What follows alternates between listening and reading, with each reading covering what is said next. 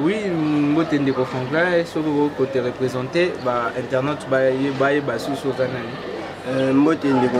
comme on a Franklin Lukaya, la Zali étudiant à l'université de Kinshasa, faculté de psychologie, sciences de l'éducation, pour le département de sciences de l'éducation, et là on a ça la LD, la sciences de l'éducation. Tu as dit solo il y a stage stage is les gagner. Oui, stage ils ont bien, très bien. Tout les les canaux bien, ils ont sauvé les canaux mais suite à l'aide de l'outil de l'informatique, et on aime déjà permettre de ça la stage facilement pour vraiment pour manipuler l'ordinateur. Et l'ordinateur nous permet de lancer la stage donc nous voyons aussi un stage na outil informatique ordinateur. Oui, dans ça il a vraiment ordinateur, il y a des ordinateur moi ça le lengeni oyebela ki pe ne basale la ngo ndengeni pe na ndem dala kisaki. Oui, ordinateur na ebela ki en grâce à association voix avec les guerres. Oui, on est même nouvelle technologie pour la première fois en démocratie du Congo, particulièrement ici à Kinshasa.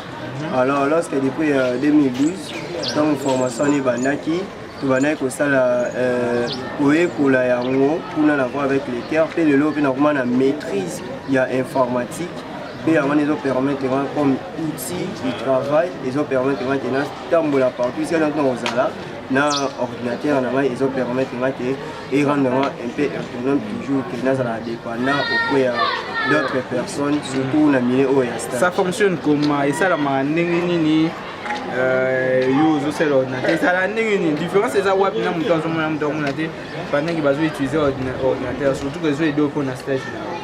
Bon, ordinateur c'est un ordinateur portable et un ordinateur fixe. Mais la différence c'est ça entre ordinateur ordinaire mais c'est ça bon c'est ça qu'il faut que ça application auto Benny Joyce donc programme auto Benny Joyce to MVDA ils ont permettre que quand on finit touche A ou bien par exemple on finit touche A et on peut éteindre A et en moins ils ont permettre que tout ça la saisie tout ça m'a boutu dans ordinateur. Dans stage aussi ça peut saisir buna. Dans stage peut dans ça la saisie et à l'aide toujours à logiciel là. Pour na yeke bantu ko tuna ndenge nini mo ça la souris biso souris to ça la monter. Na ça la toujours basé na clavier. Alors le clavier on les permet de rendre ça la nion surtout na machine et rendre le lot autonome grâce à ordinateur il y a formation on a besoin d'avoir avec les cœurs. Kuna des places sur informatique na yo na lolenge ya bazo dans le lolenge ya avec les pe na suka nango ba pesa biso ba ordinateur OK tout ça la promotion le pe permettre biso la classe na biso beti l'organisation wana va avec les cœurs de ba pesi ndeka avoir spezo sunga batu ndepe wana esunga kama et ça biso na kata stage lolenge nini batache nini oyozo sala. Oui, tâche on a avec ça les le roi secrétariat pour enregistrer par exemple l'école tout spécialisé à travers la ville de Kinshasa pour les gens là combien est-ce que les gens là formés pour payer ça pour vraiment l'école spécialisée et pour encadrer enseignants pour la qui savent méthode de technique et enseignement vis-à-vis des élèves associations d'handicap n'importe quel handicap d'une manière générale. Vous avez une classe normale vraiment pour comprendre l'enseignement spécialisé. Oui, en tout cas, nous avons d'abord gradué en centre d'éducation spécialisé en octopédagogie. L'octopédagogie est un enseignement spécial.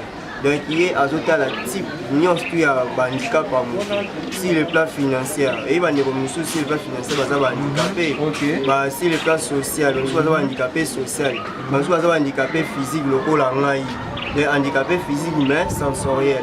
Donc, ils ont touché vision, ils ont éliminé il y a dans tout ça, on a vraiment spécialisé dans Donc nous sommes parmi les premiers licenciés en autopédagogie en République démocratique du Congo. Donc, ils arrivent dans Unikin, hein? Non, à Unikin, ils ont quitté et ça que bisonné la promotion de bisonné qui est côté parce que besoin est comme vraiment la République démocratique du Congo. Il faut des spécialistes, comme vraiment le domaine de l'enseignement. Parce que tu en es aussi du domaine, tout font-moi parenthèse. Comment tu trouves l'enseignement spécial d'ici dans notre pays?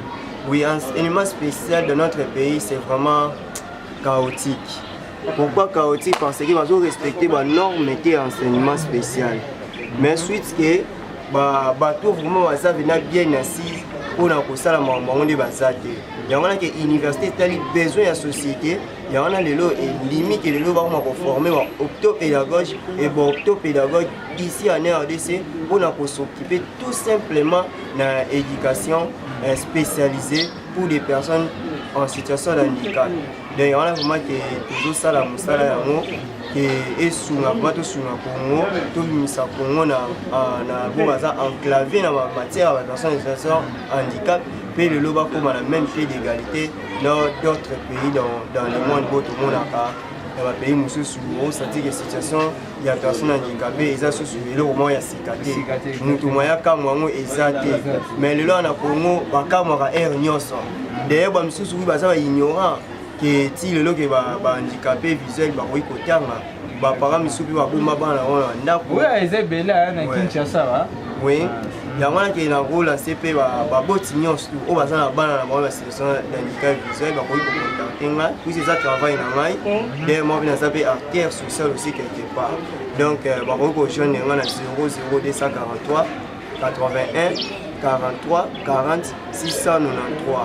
Tout ça qui pour aider car bana binga na zo bakina ça faible mais ça na bato baza faible par rapport na ngai pour les kanga ipe lisusu mais soué na ngeza ke bano baza faible na lobby pe ba koma lokola nga pe ba les kanga donc c'est un peu ça na philosophie na nga vraiment que nazo senga ba boti nyot ba ko ba bombi bana na ba ona banda ba contacter numéro na to pesa a 00243 81 43 46 93 lelo pende ko Franklin mutatie projet nae asa l'école mon pas formé pe na ninga spécial et qui va bengi aux après au travail aux après au former pe bana na ningo lingeli vraiment seulement na ningo bon pas au lingeli na ningo tangeli makambo singeli ko ça. Oui, en tout cas na oza toujours capable ya usala bon to mona na programme na biso et ils a adapté to bengaka ma fiche individuelle d'apprentissage. Mais pour chaque mois na ayeba et to landa pe loi 4 de la République démocratique du Congo. Il y a le 14 février 2014, la loi 4 de la PSDA est définir le lengeni d'école spécialisée pour y sala. Pe lengeni to ko s'occuper na bana yango. Yangana ke les lots sur la bingana ça la projet à bon pesa bien na makanisi na ngai après classe na ngai fina ça la projet à bon na niveau ya ntile na niveau ya ntile parce que na constaté que l'école spécialisée a trop dans le monde ça vient un projet non ya ça l'école oui en tout cas dans la projet moi ya ça l'école ya ba autre bazola na ngai ça ba moyen nyonso o esengeli pona ko ça l'école. Bon, moyen na nyonso exact pour l'instant mais ici quand les alliés ok tu ko ça école là mais école batonga ngo pamba te il faut école ils a la norme na moi ndenge sengeli pe ezala pe école spéciale normalement ça basé toujours na école spécialisée donc ils a des kaka des école spéciale tout ça bien soin il y a personne en situation de handicap visuel mais pour les loyo tout moment na que formation bazozwa ils ont vraiment adapté par rapport à bango et on a toujours na difficulté suite que bazo pour mélanger bango donc c'est difficile et les bolani la moi na comment situation na mais ce n'est pas le cas ici en RDC bon baba melo tout ça qui sera gagné tout tâtonner kaka oui simbi alors ils ont des avantages pour na bana wana au moins là comme mukolo akoki lisuti le roi mutatanga kité akomi okisinga kana nza parce que a bénéficier de ma éducation comme il faut yo tangi kelasi o tangi sapé na bandeko o former bango comme enseignement spécial na former bango pour le base avec capable ba sala lokola ba nyonso bongo biso pe l'autre ça la fierté ya ba personne en situation de handicap visuel parce que autant à l'université ça ce n'est pas facile c'est toujours difficile Donc, il faut d'abord préparer la personne sur le plan psychologique. Ah oui, toujours il y a eu un petit retard par rapport à la Covid-19, mais sinon, on a déjà aussi dit ça. Ouais, il faut. Suite à la Covid-19, mais c'est plus pour longtemps. Mais dans quelques mois ou bien dans quelques jours, ici, dans quelques jours, justement, stage, ça se passe comment? Point ni on s'appelle nango côté ni on s'appelle observation ni on de manière globale na stage. En tout cas, et le SCP signe d'abord d'abord loi cadre, loi où ils ont autorisé personne et ils ont autorisé éducation spécialisée dans notre pays. Loi wana, loi cadre, convention relative des personnes en situation de handicap, convention internationale des droits de l'homme, loi wana tout et ça peut ratifier dans notre pays. On a vraiment des SCP ici.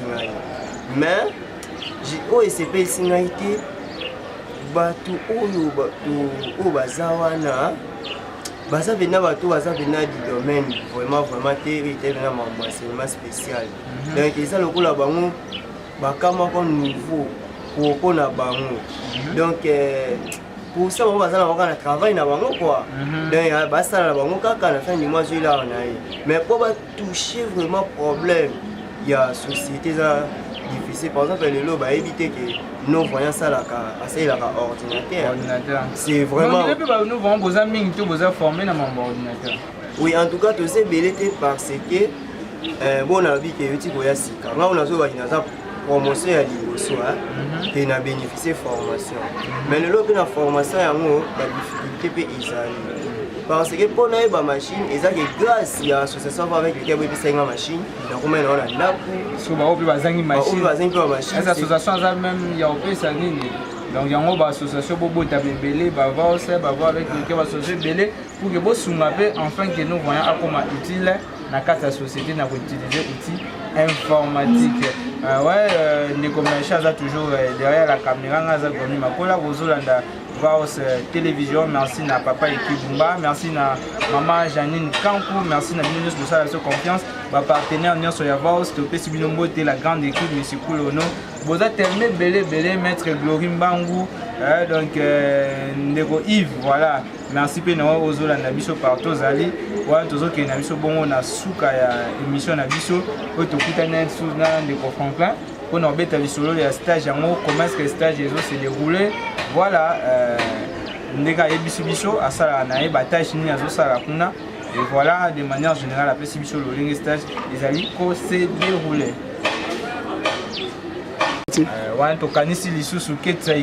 Merci à Sarah Mombo. Merci vraiment d'avoir venu sur l'Arabie Guilhem Moulin depuis la France, sans oublier Arsène Nzama et notre papa de cœur aussi, papa Robert Moula là depuis la France toujours. Topé Sibino Mbote vous m'appelez Bozo l'Andabiso, Nabino Nyoso Bosepela Kolana magazine Nabiso. Vraiment nous vous portons à cœur. Là on arrive petit à petit à la fin, mais Ndego Franklin, une fois fini les études, le projet en cette école. Il y a encore d'autres projets aux autres là après tes études. Oui. Bon avis du projet école et un projet à long terme. C'est-à-dire ça demande beaucoup de moyens. Mais le projet actuel, on a un qui peut être sous maman puis on a autonome. Alors autant on a 6 classes, en supposant que nous avons une mois période, on a des mois période, il n'y a pas de négo vraiment. Des périodes il n'y a pas si. On a que le projet dans ça machine ya fufu oui ni ça va fufu de benga moulin qui à travers ya monde et sunanga qui na mwata wana et sunanga na zo ata ni fiske lipa le projet a bon ni na sana ngo qui na tsango pe bina na marché autonome question qui na autonome na mwata on a nous lieu ba place ni au travail sur le travail oui la place où on a oui ko travailler premièrement bon avis que naza éducateur. Des milliers d'années, ils ont d'abord école. En dehors de l'école, je peux travailler dans un ONG, un soutien international, tout national, un ONG, qui va cadeau aussi les jeunes. moi je vais travailler là-bas sans problème. Même s'il plaît alphabétisation. De yoga spécial, na ndenge ke ono ordinaire mais école ordinaire pour travailler pour nous. Oui, école ordinaire na bigi na gradué en sciences de l'éducation. On les a qui na d'éducation spéciale. D'une manière générale, même enseignement ordinaire. Na conseil ça na ngai na oteng ça na kitoko route. Ce qu'on peut travailler. Pour y aller nous on a collaboré na fondre tout ça mam na biso mais est-ce qu'on nous communiquer pour notre travail. On peut aussi na outil informatique. Ah papa, on est dans le compétence. Compétence, il y a une compétence de quoi je suis capable. Là, je ne vois pas ça. À moi, il y a une école. Ali à ce moment il a appelé d'une manière autonome. Dans la situation, vous pouvez à contacter un message au tigre de scène à tel endroit. Pour tous appeler dans Moussala, ils avaient surtout ce pas intérêt sous ce ballon. Voilà, intérêt à non pour encadrer. Voilà, avec un aïwana. Il y a un manière de travailler, bah routine aussi on travaille parce qu'on a peu de choses à problème. Déjà que le ballon moi-même je suis non voyant, on se retrouve dans le même cas. Mais déjà Moussala c'est un moi adaptation mon gros. Oui. Donc à niveau na yo c'est un enseignement. On a aussi adapté na musala pour t'adapter et c'est quel type de matériel ici musala. Type de matériel pour la dire que le baraka ils ont un ordinateur. Parce que l'ordinateur permet de télécharger des documents dans son numérique, mais va préparer les sons normalement comme tout le monde. À part des outils de l'équipe Moutouya, ils ont un déplacement. Déplacement que vous avez dans un Congo, vous devez pour déplacement, même votre humble serviteur, en tout cas, c'était le déplacement, nous souffrons cause de déplacement. Oui, voilà, déplacement, mais ils habitent pas si. Mobilité, surtout c'est vous les petits. C'est vraiment compliqué. Et on a que ce que vous avez sonné, ah, il y a moi une ça m'a nego pas sur la to c'est comme qui va faire sur moto kumba moto ah c'est pas faire sur moto et kuzala vraiment malamu o kumba yango et na kumba yango c'est comme ça né dans ça neni to na suis chauffeur na ngai ah OK dans suis chauffeur wana mais biki na moto wana ko ya ko tika ngai pe ko zongisa ngai facilement na bandwa o akomi mais comment sous charge pendant que vous avez un bon modèle tu ne travailles pas oui na ko foutaye oui na ko foutaye peut-être moto un peu quoi ça peu moi ça mon pied cause de entendre plus carburant puis à foutre et sur ma vie sera d'une manière que tout débrouiller car tout ça d'une manière autonome. Tout c'est pour tous à la pratique pour un bateau bon la vie bon moi je vais soutenir mais en soutenir ni sur le lengo soutenir bon là ça veut pas qu'on peut ça moto si na moto na tena ndam na luka moto c'est difficile car la moto la mana fait botter la mappe mbongo OK souvent qui na sunga moto azokumba moto pe na tsaka carburant pe ngamo pe na liaka donc ils avaient dit manière que bo ba rendre ngande ka ye suna la susu le plus en plus autonome la place est dernière tout na ka je pense que maman Jani quand paso yo va partenaire nyo ça va aussi bah qui a ça qui va ça là moment et les ala c'est ma pour na biso et rendre biso une tâche mon parce que voir ça va partenaire vraiment va ça soucier il y a développement tout il y a autonomie il y a bateau donc naïb na Toronto bazar aux États-Unis ils sont nombreux en Angleterre partout en France en Belgique bazar c'est belé au balanda vraiment force au peut se plaire kosunga d'ailleurs sur ce Ndeko Franklin par rapport il y a stage n'impe to solo laki Ndeko Vos ba bino non c'est vrai mon solo zate mais kasi comment est-ce que Vos n'a pas partenaire ni ba ko aider Ndeko Franklin voilà une somme où ils allaient donc ils ont $60 pour payer ça symboliquement je pense que Ndeko mais chose ba partenaire peut passer ko sur Ndeko Franklin déjà au Lobani par rapport à ya geste en tout cas pour la geste on a payé merci à Mini va continuer toujours à soutenir Ndeko Nabino moi Nabino oui moi Nabino Leki Nabino Ndeko Nabino Koko Nabino nyati bozolana bah juste ça bien pour contribuer toujours quand on a membre Italie développement il y a biso ba handicapé et ça la ils a vraiment malamu. Merci beaucoup je pense que Eza européen au succès biso un tout dernier mot par rapport à l'émission mon manière de en tout cas il y a ya suka na dosi makaki batu o ba soutenir toujours la personne handicapée en tout cas vous continuer toujours à soutenir biso. Oui, c'est un besoin énorme tous en moi. Il faut signaler que le nom vraiment bazar ba problème est belé. La situation est tellement ébélée, peut-être à tout moment qui est des alaka. La situation est ébélée, le rôle à Kelasi, le rôle d'autonomisation à Bisso, je suis basé à Koufé, à Boti, à Paraba, à Zate, à Zozan, à Posta, les Souli, et à moi, bien que tu sais, à Tunia, toi, de la émission Oyoyo, bah, il va venir à Kosunga, Bandeko, non-voyant, tu venir avec là, qui vraiment a des problèmes de saut aux ans.